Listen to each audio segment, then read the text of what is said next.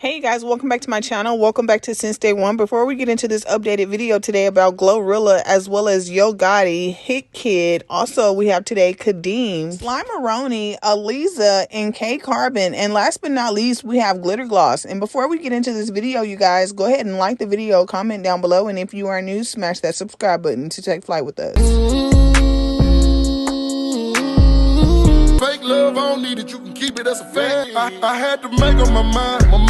I took that weight on my shoulders. I done been down for So if you guys don't know, I created a video last night concerning Glorilla Hitkidd and gotti because Hitkidd had came out on his social media and had a lot of things to say concerning Glorilla, gotti CMG, as well as the FNF song. The internet is classifying this whole ordeal as the FNF drama, and it had social media users a bit confused last night. Although the song is what put Glorilla on a lot of listeners' playlists, it looks like litigation has began between CMG, who Glorilla is signed to, and Anthony Holmes, aka Hitkidd, who reportedly owns the song and is refusing to give up his rights to the song. And before we get into this video, you guys, go ahead and follow me on social media because there's some things that I talk about on Instagram that doesn't always make it to YouTube, and I don't want y'all to miss out. Well, moving along, if you guys are unaware and did not go and watch my last video, Hitkidd, aka Anthony Holmes, called out Glorilla as well as gotti and CMG for being stuck in some type of litigation where CMG, aka gotti, is taking him to court. Hitkidd posted on all his social media platforms trying to save face by saying, so basically these folks are trying to take me to court over FNF because they want to own the song, but they want to own the song to put it on this EP, which both parties knew. So tell me how you gonna put FNF in your contract without telling me, after I told you and your manager every day that we was in LA with Sweetie that labels are going to try to sign you because of FNF, so watch out. I also told you to let me know when labels reach out so we can be on the same page, but you still went and signed my song without telling me. He went on to say, I did my best to protect you and the girls. This is only a portion of what I've been through. I'm bringing light to this before word gets out like I'm the bad guy. I'm a stand-up guy and I stand on business and moral. So when Hitkidd had posted that across all of his social media platforms, you guys, Glorilla came back on her Facebook and she responded to him, and this is what she said. I don't clear up no rumors unless they say my Uchi ain't fat. Believe whatever clown you want. Ninja's been salty ever since I ain't signed to their label to be a group for $0, SMH. One more thing before I log out. Ninja, you signed the song away the first week without me knowing for $50,000 because you didn't know how big it was gonna be. Should I keep going? Shout out to the producer that's been with me since day one, literally, Macaroni Tony. Oh yeah, he the one who produced my first 2 projects since I've been rapping, plus Blessed and Tomorrow, the real GOAT. Glorilla goes on to say, Ninja done made so much money from FNF and I haven't made not one red cent other than shows, but I'm still prospering because guess what? I can rap in real life and I ain't no MFing one-hit wonder. I wrote every single lyric and every single song I ever put out, and even after all of this, I still got love for Hitkidd because we came up together, even though he been going behind my back ever since the song blew up. But that's another story for another day. I just hate the fact he had to bring the business to social media when I could have been came out about the snake-ish he been doing to me. And then Glorilla left a comment up under Hitkidd's post and says, how TF I put FNF in my contract if it was already signed to your label Black Noise?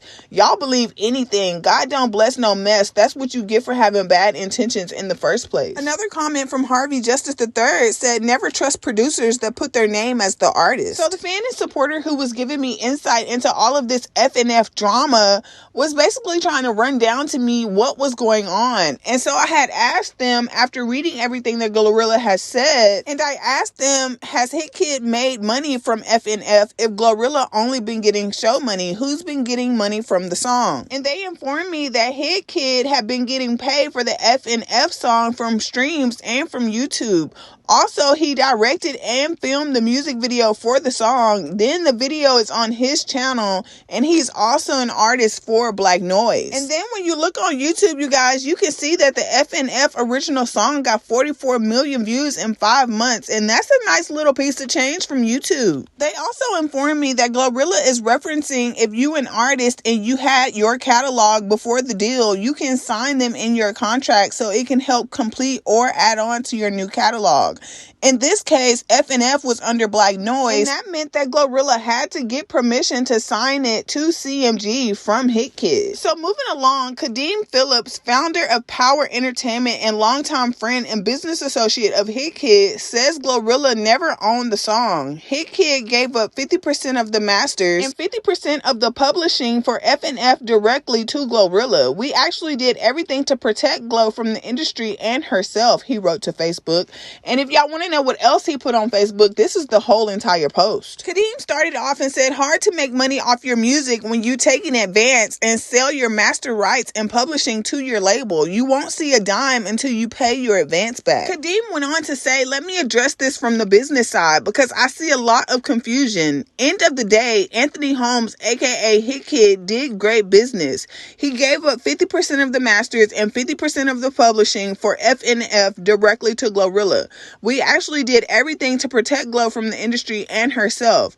Honestly, Glorilla independently collects the money for FNF. It's all hers. She doesn't own the song and never will. We actually saved Glorilla from losing millions, and Glorilla was able to get a deal without having to sell her independent record.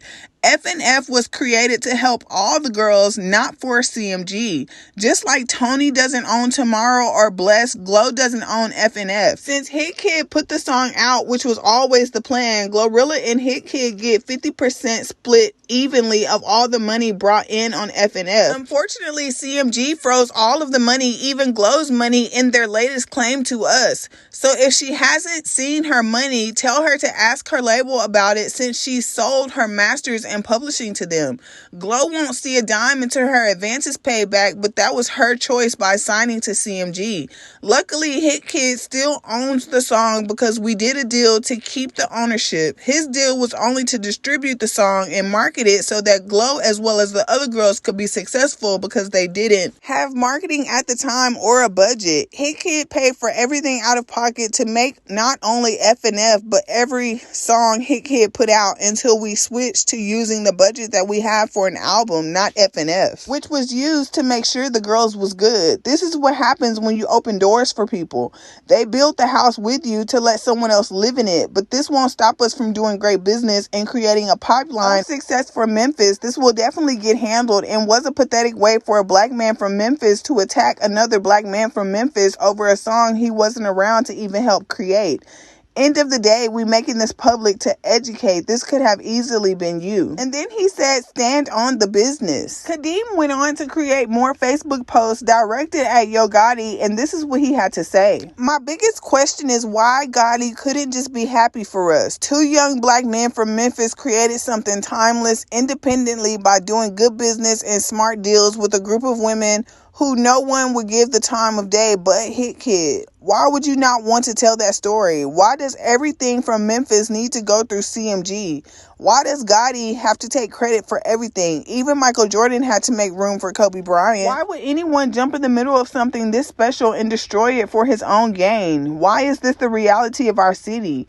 And we wonder why it took us years to get any recognition for our sound. Look at our so-called industry leaders. Anthony Holmes is the future of music, and I plan to protect him at all costs. So y'all remember earlier when I told y'all that Glorilla had posted on Facebook and said, Ninja's been salty ever since I ain't signed to their label to be a group for $0 SMH. Fans and supporters left comments up under Kadeem's post asking him who are the quote-unquote girls that they keep mentioning. Was it initially a group? Another comment said it was like 5 of them. Look them up. Shibuya. Someone else said they wasn't a group, but they're all friends. Glorilla signed to CMG, Gloss who signed with QC, Carbon who signed with Shiesty, I think, Slimmeroni and Aliza. They have a lot of songs together produced by Hitkidd. Someone else says, okay, I'm about to look it up. I can't keep up. So y'all, I didn't even know this myself, so I had to go and look it up so I can make it make sense for y'all. So I was able to find a song called Set the Tone that had all of the original girls who were allegedly in the first initial group that Glorilla said that she didn't want to be a part of for $0. The group consisted of Glorilla, Glitter Gloss, Slimeroni, K Carbon, as well as Aliza, and I'm really not sure if I'm pronouncing Aliza's name right, but it's spelled Aleza. And from the comments under Kadeem's post, I guess the group's name was called Shibuya.